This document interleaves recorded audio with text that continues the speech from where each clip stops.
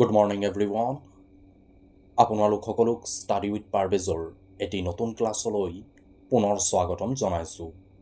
বন্ধুসকল, আজিৰ ক্লাছত আমি 40টা গুৰুত্বপূৰ্ণ কুৱেশ্যনসমূহ আনিছোঁ। এই কুৱেশ্যনসমূহ কিছুমান কাৰেণ্ট এফেয়াৰৰ পৰা লোৱা হৈছে। এই 40টা কুৱেশ্যনত কোনে কিমান স্ক'ৰ কৰিছে আমাক কমেণ্ট কৰি জনাবলৈ নাপাহৰিব। তেনেহ'লে দেৰি নকৰি আৰম্ভ কৰোঁ আজিৰ প্ৰথমটো কুৱেশ্যন। আজিৰ প্ৰথমটো কুৱেশ্যন হ'ল, কোন চনত অসমৰ মৈদামক ৱৰ্ল্ড হেৰিটেজ ছাইট হিচাপে ঘোষণা কৰা হৈছিল? অপশ্যন 4টাৰ ভিতৰত উত্তৰ হ'ব 2024 চনৰ 26 জুলাই অসমৰ মৈদামক ৱৰ্ল্ড হেৰিটেজ ছাইট হিচাপে ঘোষণা কৰা হৈছে। অসমত বৰ্তমান 3খন ৱৰ্ল্ড হেৰিটেজ ছাইট আছে। কুৱেশ্যন নম্বৰ 2, সংবিধান সভাৰ প্ৰথম বৈঠক ক'ত অনুষ্ঠিত কৰা হৈছিল? অপশ্যন 4টাৰ ভিতৰত উত্তৰ হ'ব দিল্লীত। সংবিধান সভাৰ প্ৰথমখন বৈঠক দিল্লীত অনুষ্ঠিত কৰা হৈছিল। যদি ইয়াৰটো সোধে উত্তৰ হ'ব 1946 চনৰ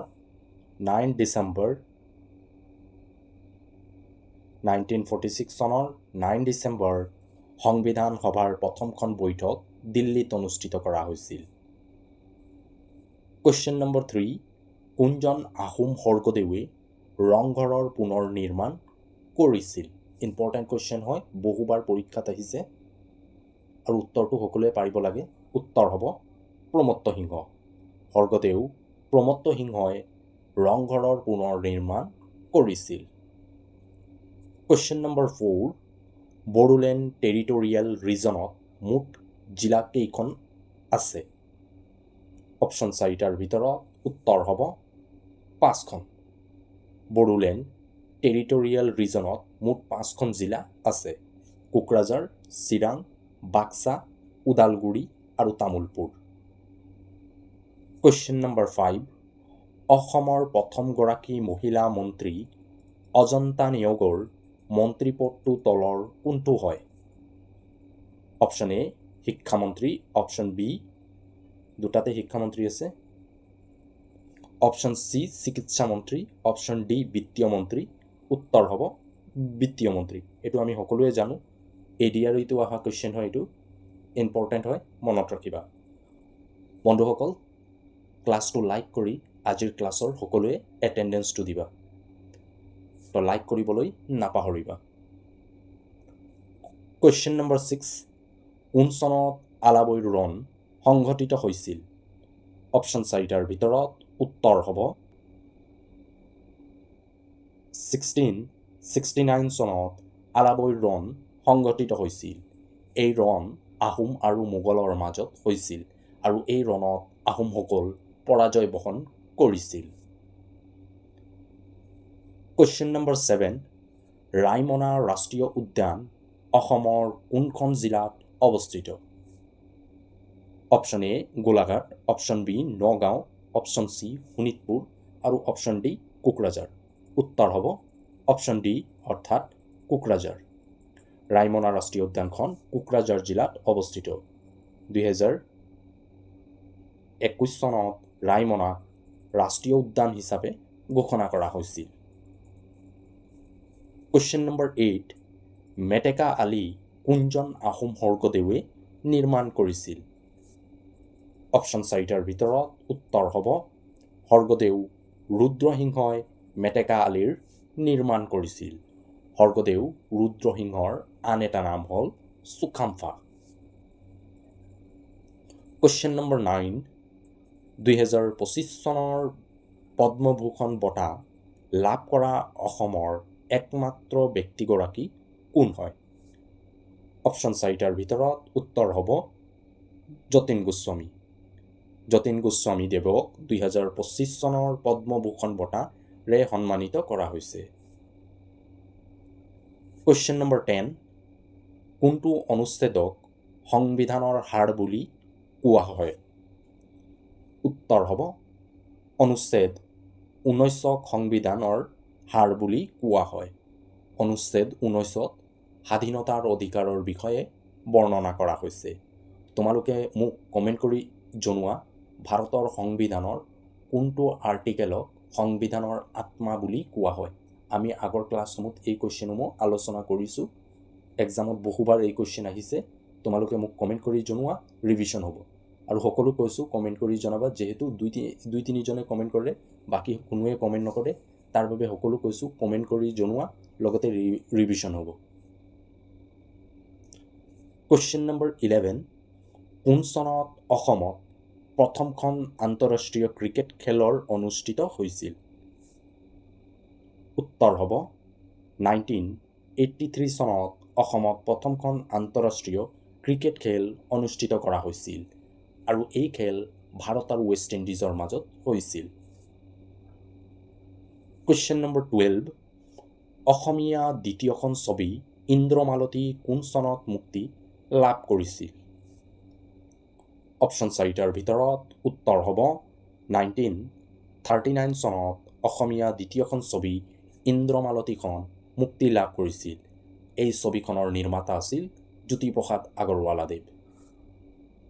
নেক্সট কুৱেশ্যন নম্বৰ 13, অসমত মটক ৰাজ্যৰ প্ৰতিষ্ঠা কোনে কৰিছিল? অপশ্যন 4টাৰ ভিতৰত উত্তৰ হ'ব সৰ্বানন্দ সিংহই অসমত মটক ৰাজ্যৰ প্ৰতিষ্ঠা কৰিছিল। কুৱেশ্যন নম্বৰ 14, এখন ৰাজ্যৰ ৰাজ্যপাল হ'বলৈ হ'লে ন্যূনতম বয়স কিমান হ'ব লাগিব? Option 1 21, option 2 25, option 3 30, option D 35। উত্তৰ হ'ব অপশ্যন ডি অৰ্থাৎ 35। এখন ৰাজ্যৰ ৰাজ্যপাল হ'বলৈ হ'লে এজন প্ৰাৰ্থীৰ ন্যূনতম বয়স 35 হ'ব লাগিব। ৰাজ্যপাল, উপৰাষ্ট্ৰপতি আৰু ৰাষ্ট্ৰপতি এই তিনিজন প্ৰাৰ্থী হ'বলৈ হ'লে এজন প্ৰাৰ্থীৰ ন্যূনতম বয়স 35 বছৰ হ'ব লাগিব। কুৱেশ্যন নম্বৰ 15, তলৰ কোনটো মন্দিৰক অসমৰ খাজুৰাহো বুলি গণ্য কৰা হয়? অপশ্যন 4টাৰ ভিতৰত উত্তৰ হ'ব মদন কামদেৱ মন্দিৰক অসমৰ খাজুৰাহো বুলি গণ্য কৰা হয়। বন্ধুসকল, যদি ক্লাছটো চাই ভাল পোৱা, ক্লাছটো নিজৰ বন্ধু বান্ধৱীসকলৰ মাজত শ্বেয়াৰ কৰিবলৈ নাপাহৰিবা। যিহেতু যেতিয়া আমি কোনো এটা টপিক নিজৰ বন্ধু বান্ধৱীসকলৰ মাজত ডিছকাছ কৰোঁ, আৰু এই টপিকত যদি কিবা ডাউট থাকে, ডাউটখিনিও ক্লিয়াৰ হয়, আৰু টপিকৰ কিছুমান নজনা বিষয়েও আমি জানিব পাৰোঁ। তাৰ বাবে সকলো কৈছোঁ, যিসকল তোমালোকৰ বন্ধু বান্ধৱীসকলে আছাম পুলিচ ABUBৰ বাবে প্ৰস্তুতি চলাই আছে, তেওঁলোকৰ লগত এই ক্লাছটো শ্বেয়াৰ কৰা। ইয়াৰ উপৰিও যিখিনি টপিক নজনা, এনেধৰণৰ টপিকসমূহ ডিছকাছ কৰাৰ বাবে তোমালোকে এটা গ্ৰুপ বনোৱা আৰু গ্ৰুপত ডিছকাছ কৰা। কিছুমান নজনা কথা জানিব পৰা যায়। আৰু যিখিনি ডিছকাছ কৰিছা তাৰ ভিতৰত যদি এটাও কুৱেশ্যন এক্সামত কৰি আহিব পাৰিছা, তোমালোকৰ লাভ হ'ব। যিহেতু এটা প্ৰতিযোগিতামূলক পৰীক্ষাত 1 মাৰ্কৰ বহুত ইম্পৰ্টেণ্ট থাকে, আৰু এইবাৰ মই কৈছোঁ কাট অফ হাই যাব। আগৰ তুলনাত এইবাৰ কাট অফ হাই যাব। তাৰ বাবে সকলো কৈছোঁ সময় বহু কম আছে, পৰিশ্ৰম তাৰ দুগুণ কৰা। আৰু এই কেইদিনমান ইণ্টাৰনেট যেনে ইউটিউবত চোৱা, মনা নকৰোঁ, ইউটিউবত ক্লাছ ৰিলেটেড টপিকসমূহ চাই যোৱা, কিন্তু ইনষ্টা আৰু টেলিগ্ৰামৰ পৰা ইনষ্টা আৰু ফেচবুকৰ পৰা এইকেইদিন দূৰত থকা। কুৱেশ্যন নম্বৰ 16, তলৰ কোনখন অসমৰ 7মখন ৰাষ্ট্ৰীয় উদ্যান হয়? অপশ্যন 4টাৰ ভিতৰত উত্তৰ হ'ব দিহিং পাটকাই। দিহিং পাটকাই অসমৰ 7মখন ৰাষ্ট্ৰীয় উদ্যান হয়, আৰু ইয়াক 2021 চনৰ 9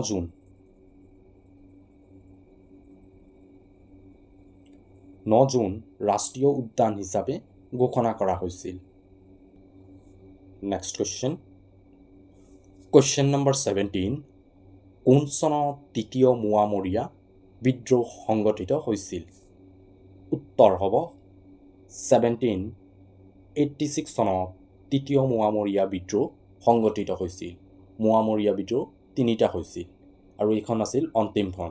প্ৰথমখন মোৱামৰীয়া বিদ্ৰোহ 1769 চনত হৈছিল।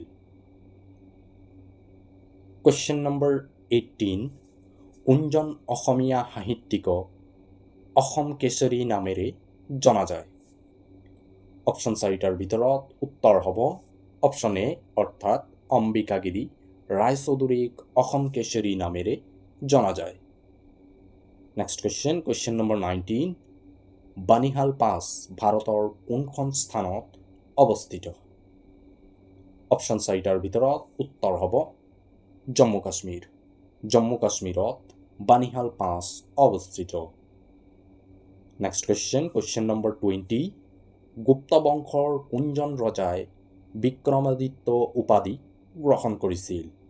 অপশ্যন 1 প্ৰথম চন্দ্ৰগুপ্ত, অপশ্যন 2 শ্ৰীগুপ্ত, অপশ্যন চি দ্বিতীয় চন্দ্ৰগুপ্ত আৰু অপশ্যন ডি সমুদ্ৰগুপ্ত। এইটো কুৱেশ্যন ইণ্ডিয়ান হিষ্ট্ৰী ক্লাছত আমি কৰি আহিছোঁ ইতিমধ্যে। সকলোৱে এই কুৱেশ্যনটো আনচাৰ কৰিব পাৰিব লাগে। উত্তৰ হ'ব দ্বিতীয় চন্দ্ৰগুপ্ত। দ্বিতীয় চন্দ্ৰগুপ্তই বিক্ৰমাদিত্য উপাধি গ্ৰহণ কৰিছিল। ইয়াৰ লগতে তেওঁ হকাৰী উপাধিও লৈছিল। বন্ধুসকল, আছাম পুলিচৰ বাবে এটা গুৰুত্বপূৰ্ণ টপিক হয় হিষ্ট্ৰী। হিষ্ট্ৰীৰ পৰা আটাইতকৈ বেছি কুৱেশ্যন বিগত সময়ছোৱাত আছাম পুলিচৰ পৰীক্ষাত অহা দেখিবলৈ পোৱা গৈছে। তাৰ বাবে তোমালোকে এই টপিকটোক একেবাৰে ক্লিয়াৰ কৰি থোৱা। যদি এই টপিকত কিবা ডাউট আছে তেনেহ'লে আমাৰ আছাম হিষ্ট্ৰী লগতে ইণ্ডিয়ান হিষ্ট্ৰী এই দুটা আমি ক্লাছ কৰিছোঁ ইতিমধ্যে। যদি এই ক্লাছখিনি নাই চোৱা আমাৰ ডেছক্ৰিপশ্যনত গৈ এই ক্লাছখিনি চাব পাৰে। অন্যথা যদি আপোনালোকে আমাৰ প্লেলিষ্টটো ভিজিট কৰা তাতো এই ক্লাছখিনি আপোনালোকে পাই যাব। এই ক্লাছসমূহত আমি ইণ্ডিয়ান হিষ্ট্ৰী তথা আছাম হিষ্ট্ৰীক আৰম্ভণিৰ পৰা শেষলৈকে কনচেপ্ট লগত MCQসমূহ আলোচনা কৰিছোঁ। বিশেষকৈ আছাম হিষ্ট্ৰীক আমি A to Z কনচেপ্ট লগত MCQ আলোচনা কৰিছোঁ। ইণ্ডিয়ান হিষ্ট্ৰীৰ কেৱল গুৰুত্বপূৰ্ণ MCQসমূহ আলোচনা কৰিছোঁ, যিসমূহ MCQ পৰীক্ষাত অহাৰ খুবেই চান্স আছে। যদি ক্লাছখিনি নাই চোৱা সকলোক ৰিকুৱেষ্ট কৰিছোঁ এবাৰ ক্লাছখিনি চোৱাৰ বাবে। কুৱেশ্যন নম্বৰ 21, অসমৰ কিমানজনে 2025 চনত পদ্মশ্ৰী বঁটা লাভ কৰিছে? অপশ্যন 4টাৰ ভিতৰত উত্তৰ হ'ব 4জন। অসমৰ 4জনে 2025 চনৰ পদ্মশ্ৰী বঁটা লাভ কৰিছে। কুৱেশ্যন নম্বৰ 22, কোনজন আহোম স্বৰ্গদেউৰ ৰাজত্বকালত ইউৰোপৰ পৰিব্ৰাজক জেমছ মিল অসম ভ্ৰমণ কৰিছিল? অপশ্যন 4টাৰ ভিতৰত উত্তৰ হ'ব অপশ্যন এ অৰ্থাৎ শিৱসিংহ। শিৱসিংহৰ ৰাজত্বকালত ইউৰোপৰ পৰিব্ৰাজক জেমছ মিল অসম ভ্ৰমণ কৰিছিল। কুৱেশ্যন নম্বৰ 23, কোন চনত নীতি আয়োগৰ গঠন কৰা হৈছিল? এইবাৰ ADREত এই কুৱেশ্যনটো আহিছে। ADREৰ গ্ৰেড 3 পেপাৰখনত উত্তৰ হ'ব 2015 চনত নীতি আয়োগৰ গঠন কৰা হৈছে আৰু এই আয়োগটো পৰিকল্পনা আয়োগৰ ৰিপ্লেচমেণ্ট হয়। যিহেতু 2014 চনত পৰিকল্পনা আয়োগক বাতিল কৰা হৈছিল, তাৰ ঠাইত 2015 চনত নীতি আয়োগৰ গঠন কৰা হৈছে। কুৱেশ্যন নম্বৰ 24, অসমত মুঠ কিমানখন বায়'স্ফিয়াৰ ৰিজাৰ্ভ আছে? অপশ্যন 4টাৰ ভিতৰত উত্তৰ হ'ব 2খন। অসমত মুঠ 2খন বায়'স্ফিয়াৰ ৰিজাৰ্ভ আছে আৰু এই 2খন হ'ল মানস ৰাষ্ট্ৰীয় উদ্যান আৰু ডিব্ৰু-চৈখোৱা ৰাষ্ট্ৰীয় উদ্যান। মনত ৰাখিবা এই 2খন ইম্পৰ্টেণ্ট হয়, বহুবাৰ পৰীক্ষাত আহিছে। কুৱেশ্যন নম্বৰ 25, ককাদেউতাৰ হাড় উপন্যাসখনৰ বাবে কোনে সাহিত্য একাডেমী বঁটা লাভ কৰিছিল?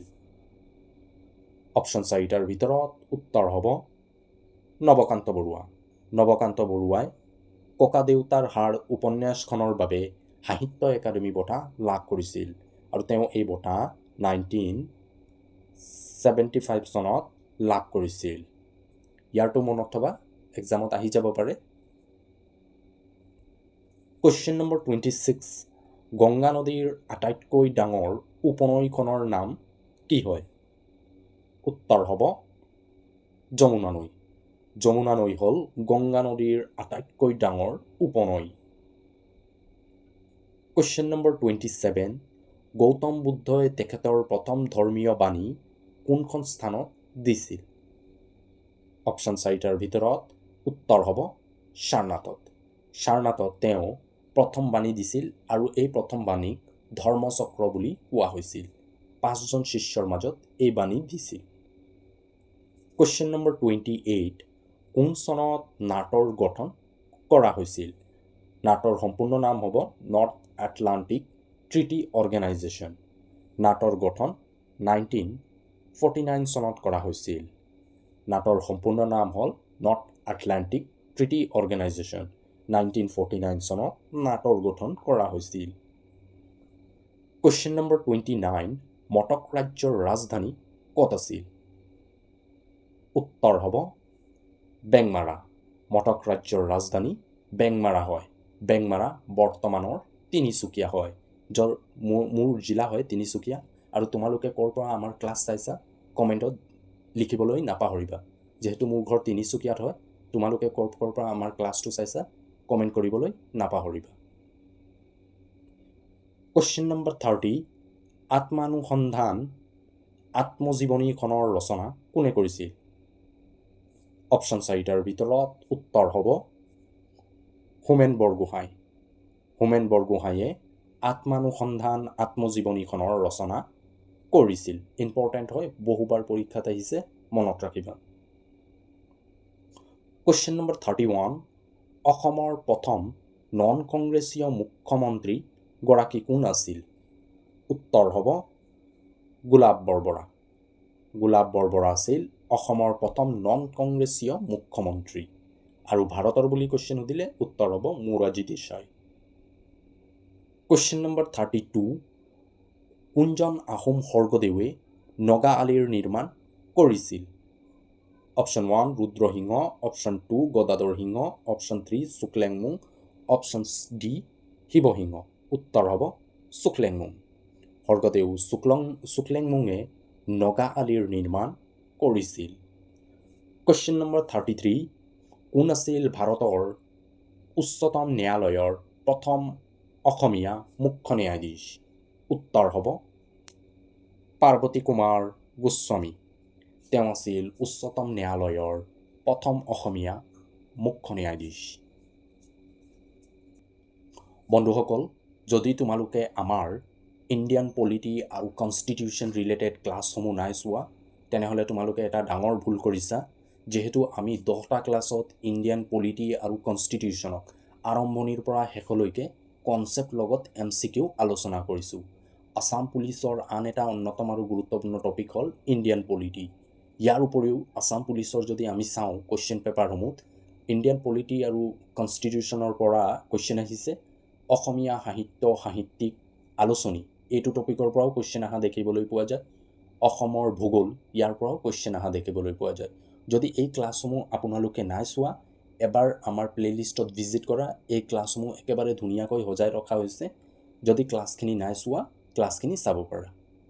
ইয়াৰ উপৰিও যদি আপোনালোকে MCQ প্ৰেক্টিছ কৰিব বিচাৰে, Assam police ABUB practice set বুলি এটা প্লেলিষ্ট বনোৱা আছে। তাত ইতিমধ্যে আমি 29টা ক্লাছত 700ৰো অধিক কুৱেশ্যন প্ৰেক্টিছ কৰিছোঁ। আৰু এই সকলো কুৱেশ্যন আপোনালোকৰ আগন্তুক দিনত যি লিখিত পৰীক্ষা হ'বলগীয়া আছে তাৰ বাবে খুবেই জৰুৰী হয়। যদি নাই চোৱা, সকলোক ৰিকুৱেষ্ট কৰিছোঁ এবাৰ ক্লাছখিনি চোৱাৰ বাবে।